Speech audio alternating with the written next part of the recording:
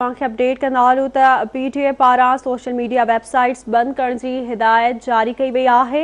Facebook, Twitter ऐं YouTube समेत 4 applications आर्जी तौर बंद कयूं वेंदियूं। घर वज़ारत जी दरख़्वास्त ते ॼाणायल एप्लीकेशन खे बंद कयो वियो आहे। कुछ कलाकनि अंदर सोशल मीडिया जूं वेबसाइट्स बंद कयूं वेंदियूं। अवांखे अपडेट कंदालू।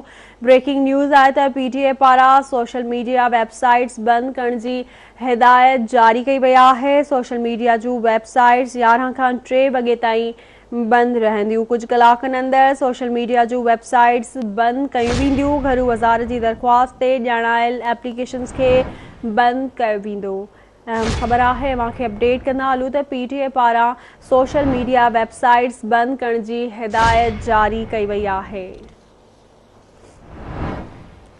फेसबुक, ट्विटर ऐं यूट्यूब समेत 4 एप्लीकेशन्स आर्जी तौर बंद कयूं वेंदियूं। घर वज़ारत जी दरख़्वास्त ते ॼाणायल एप्लीकेशन खे बंद कयो वेंदो। सोशल मीडिया जूं वेबसाइट्स 11 खां 3 वॻे ताईं बंद रहंदियूं।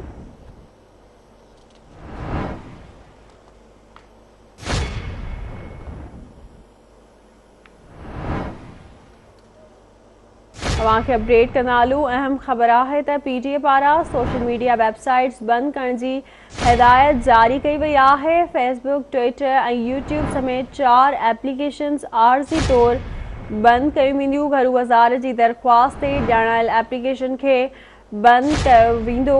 कुछ कलाकनि अंदर सोशल मीडिया जूं वेबसाइट्स बंद कयूं वेंदियूं। ज़रियनि मूजिब सोशल मीडिया जूं वेबसाइट्स 11 खां 3 वॻे ताईं बंद रहंदियूं।